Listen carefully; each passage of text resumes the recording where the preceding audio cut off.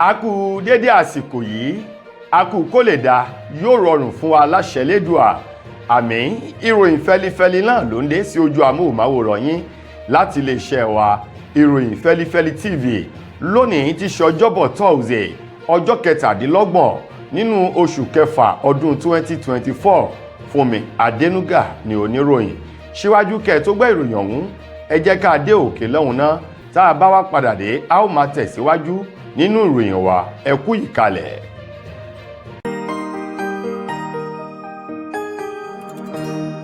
Ìròyìn Feli-feli TV, àjààbálẹ̀ làwọn ìròyìn ti wà, máa wò lóòrèkóòrè.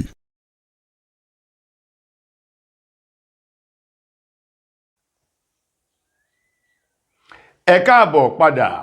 Ìròyìn fẹlifẹli ọ̀hún rèé lẹ́kùnrẹ́rẹ́.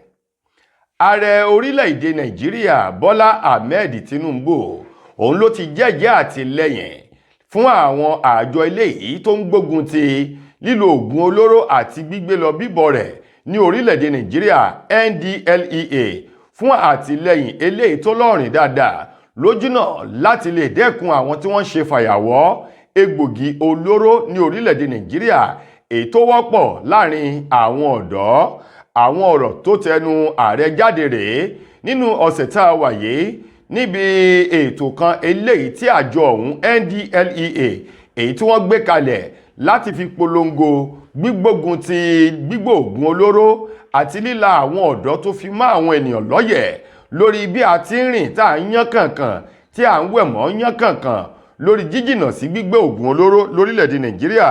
Èyí tí ẹni tó jẹ́ agbẹnusọ àjọ ọ̀hún Fẹ́mi Babáfẹ́mi èyí tó sọ jáde lẹ́ni tó ṣojú ààrẹ orílẹ̀‐èdè wa Nàìjíríà níbi ètò náà ni akọ̀wé àgbà orílẹ̀‐èdè wa Nàìjíríà Sẹ́nẹ́tọ̀ George Akume èyí tó ṣojú ààrẹ Tinubu.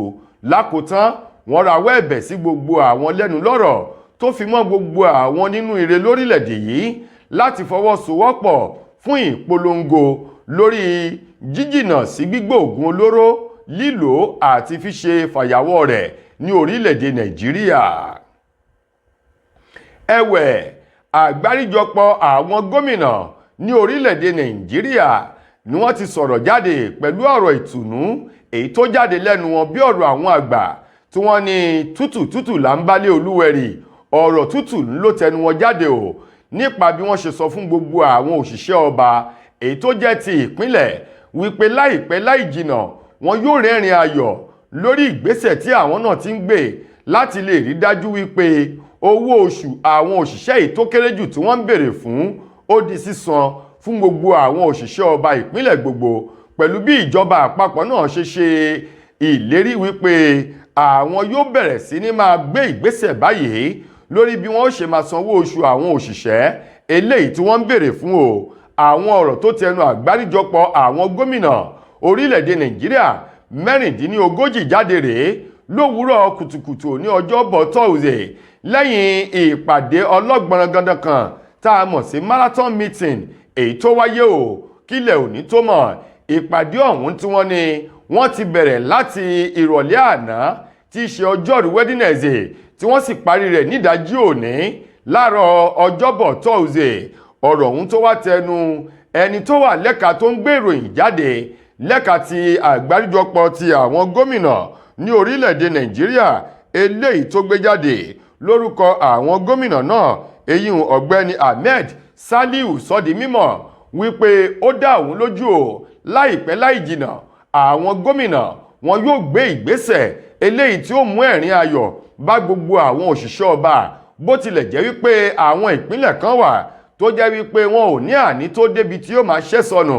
Wọ́n ní ṣùgbọ́n o bó jẹ́ yíyá bó jẹ́ wíwá o àwọn yóò máa wá jáde lóṣooṣù láti lè sanwó oṣù àwọn òṣìṣẹ́ èyí tó kéré jù tí wọ́n ń béèrè fún kí iṣẹ́ kó lè máa tẹ̀ sí ọwọ́ iwájú.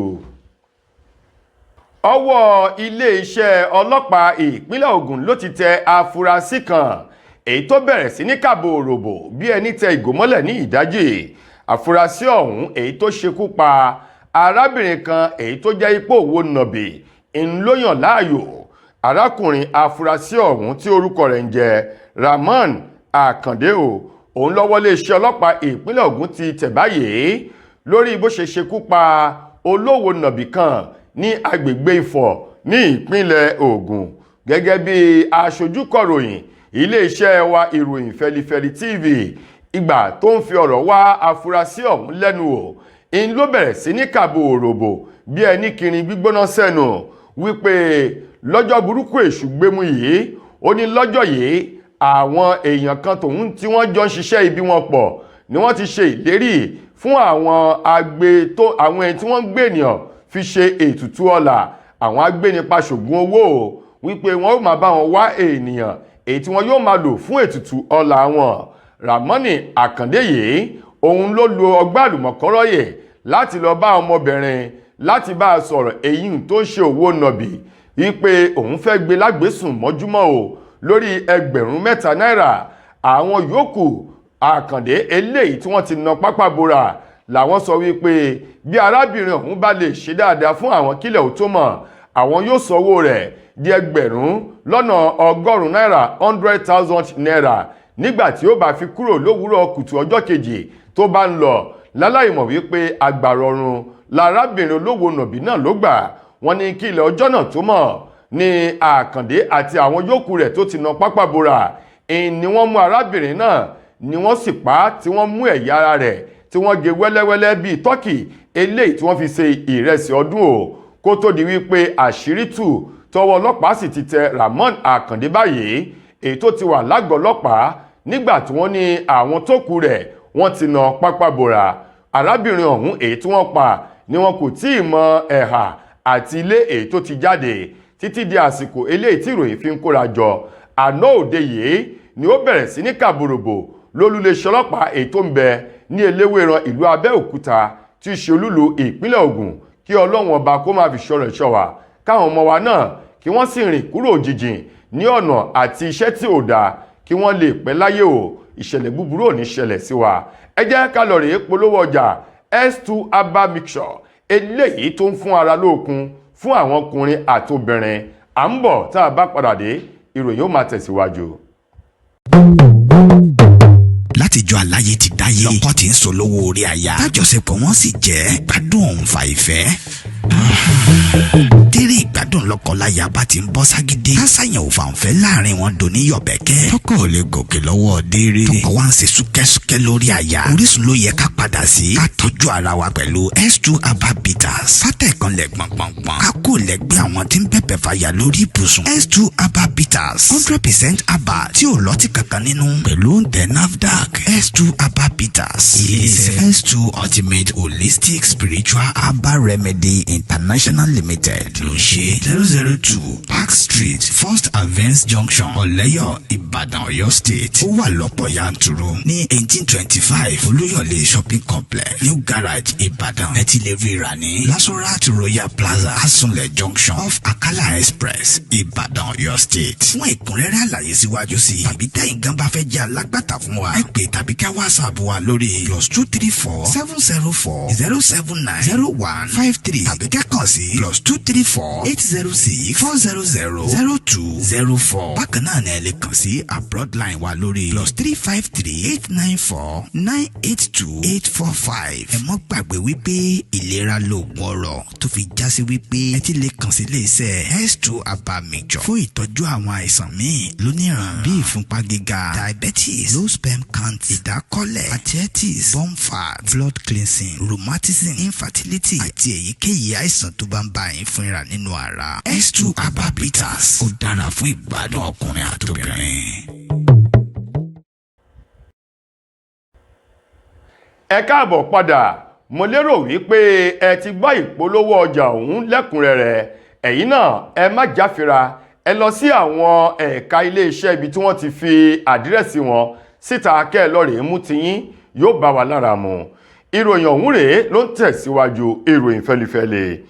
Ọba orí adé kan ní ìpínlẹ̀ Èkó, Ọba Saheed Adémọ́lá Elégùṣì ti Ègùṣì ní ìpínlẹ̀ Èkó, òun mà ló ti tẹnumọ́ wípé òun fẹ́ ò kí àwọn ọlọ́pàá ìpínlẹ̀ Èkó kí wọ́n ṣiṣẹ́ wọn dáadáa láti lè fi ojú àwọn oníṣẹ́ ibi èyí tí wọ́n lọ́wọ́ nínú ikú Mohbad láti lè fi ojú wọn wọ̀n síta o, kí wọ́n má da ewé bo ẹnikẹ́ni yòówù èyí tí ọwọ́ pálábá rẹ̀ bá sége tàbí lẹ́yìn ìwádìí wọn ó fi hàn wípé lọ́wọ́ nínú ikú ìlérí olúwa alọ́ba tí gbogbo èèyàn mọ̀ sí Mohbad.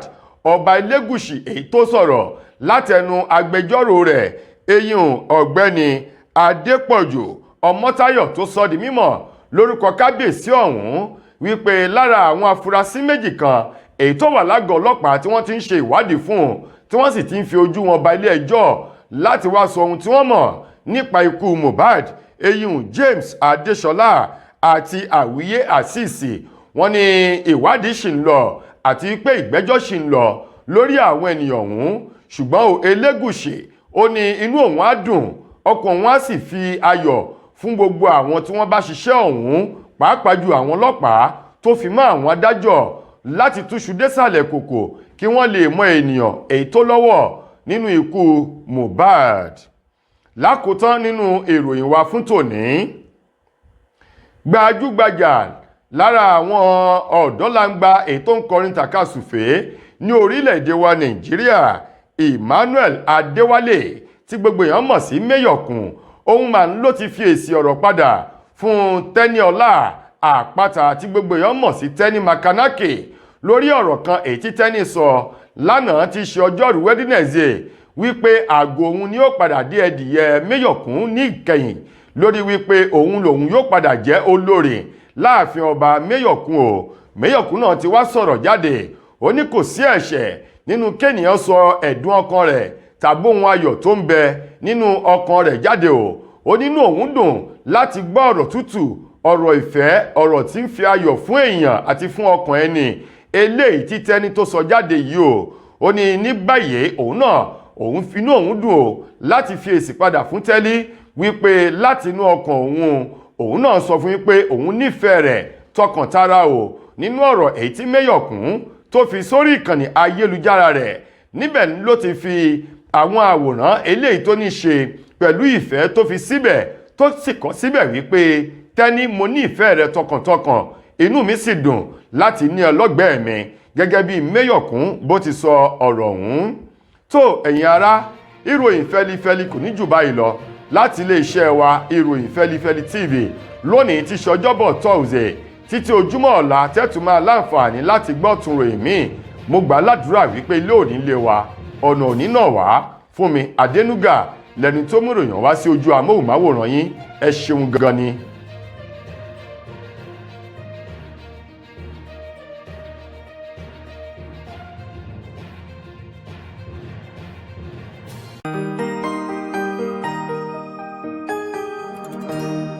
Ìròyìn Feli-feli TV àjààbálẹ̀ làwọn ìròyìn ti wà, máa wò lóòrèkóòrè.